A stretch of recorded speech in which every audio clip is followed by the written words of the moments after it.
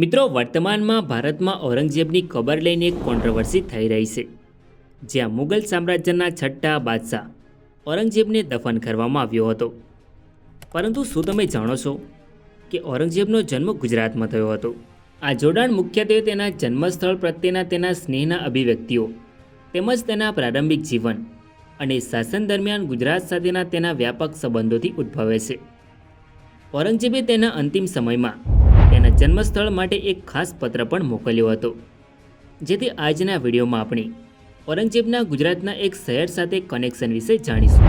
નમસ્કાર મિત્રો, ભારતના ઇતિહાસમાં તમે ઔરંગઝેબ વિશે જાણતા હશો, અથવા તો છાવા મૂવીની અંદર વિલન કેરેક્ટર ઔરંગઝેબને તમે જોયો હશે. આ જ ઔરંગઝેબનો જન્મ ગુજરાતના એક શહેરમાં થયો હતો. તો ચાલો જાણીએ વિસ્તારથી.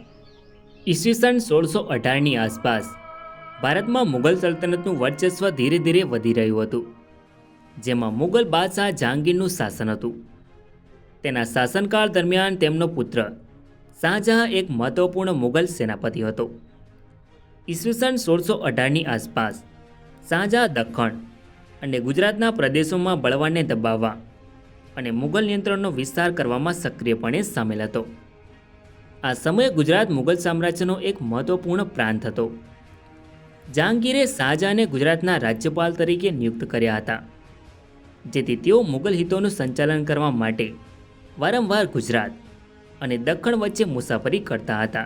મુસાફરી દરમિયાન શાહજહાં અને તેની પત્ની મુમતાઝ મહેલ ગુજરાતના દાહોદમાં રોકાયા હતા. એવું માનવામાં આવે છે કે ચાલુ લશ્કરી ઝુંબેશને કારણે મુમતાઝ ત્યાં અસ્થાયી રૂપે રહેતી હતી. એવામાં 3 નવેમ્બર 1618ના રોજ મુમતાઝ મહેલ દાહોદમાં એક પુત્રને જન્મ આપે છે, જેનું નામ મોહિઉદ્દીન મોહમ્મદ રાખ્યું. પાછળથી તે ઔરંગઝેબના નામથી ઓળખાયો. 3 નવેમ્બર 1618ના રોજ ઔરંગઝેબનો જન્મ થયો. તે સમયે તેના પિતા શાહજહાં ગુજરાતના ગવર્નર તરીકે ફરજ બજાવતા હતા.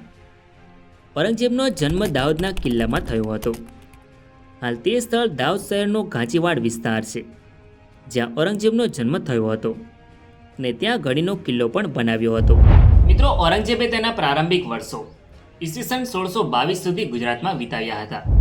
ત્યારબાદ તેના પિતા શાહજહાંએ જહાંગીર સામે બળવો કર્યો. આ બળવો ઉત્તરાધિકારી અને દરબારી રાજકારણના તણાવથી ઉદ્ભવ્યો હતો, પરંતુ તે નિષ્ફળ ગયો.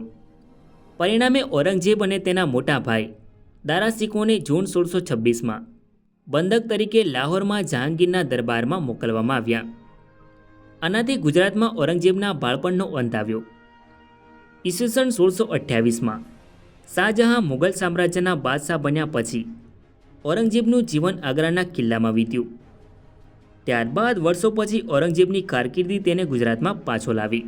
ઈસવીસન 1645માં શાહજહાંએ તેને ગુજરાતનો સૂબો બનાવ્યો, જે ભૂમિકા તેણે 1647 સુધી નિભાવી. ત્યારબાદ શાહજહાં પછી ઈસવીસન 1658માં મુગલ સામ્રાજ્યની ગાદી પર ઔરંગઝેબ આવે છે, જેનું શાસન 1658થી 1707 સુધી રહ્યું હતું. ઔરંગઝેબનું સૌથી લાંબુ અને વિનાશકારી શાસન હોવા છતાં ઔરંગઝેબ તેના જન્મસ્થળને ક્યારેય ભૂલી ન શક્યો. દાહોદ સાથેના તેના જોડાણનું એક નોંધપાત્ર ઉદાહરણ તેણે 1704માં તેના મોટા પુત્ર મુહમ્મદ આઝમને લખેલા એક પત્રમાં દસ્તાવેજીકૃત થયેલ છે. મુહમ્મદ આઝમ તે સમયે ગુજરાતનો સૂબો હતો. આ પત્રમાં ઔરંગઝેબે દાહોદ પ્રત્યે અંગત પ્રેમ વ્યક્ત કરતાં કહ્યું, મારા ઉચ્ચ પદના પુત્ર, ગુજરાતના અવલંબન પૈકીનું એક દાહોદનું નગર આ પાપીનું જન્મસ્થળ છે. કૃપા કરીને તે નગરના રહેવાસીઓનું સન્માન તમારા પર ફરજિયાત ગણો. આ સૂચના ઔરંગઝેબની એક દુર્લભ ભાવનાત્મક બાજુને પ્રતિબિંબિત કરે છે. એક શાસક જે ઘણી વખત કડક અને બેફામ ગણાય છે, તેણે તેના પુત્રને દાહોદના લોકો સાથે દયાળુ વર્તન કરવા વિનંતી કરી અને સૂચવ્યું કે તેનું જન્મસ્થળ જીવનના અંતમાં પણ તેના હૃદયમાં વિશેષ સ્થાન ધરાવે છે. મિત્રો, આ પત્ર ઇતિહાસકારક માણેક શાહ કમિશન દ્વારા a history of Gujarat Mughal period 1573થી 1758માં ટાંકવામાં આવ્યો છે, જે દાહોદ સાથે ઔરંગઝેબના ભાવનાત્મક જોડાણને રેખાંકિત કરે છે. સો ફ્રેન્ડ્સ, આઈ હોપ કે તમને આ વિડીયો ગમ્યો હશે. સો વિડીયોને લાઇક કરીને કમેન્ટમાં તમારો અભિપ્રાય જરૂર લખો, અને ચેનલમાં નવા હોય તો આવા જ આપણા વિડીયો જોવા માટે ચેનલને સબસ્ક્રાઈબ જરૂર કરો. તો મળીએ નેક્સ્ટ વિડીયોમાં. ધન્યવાદ.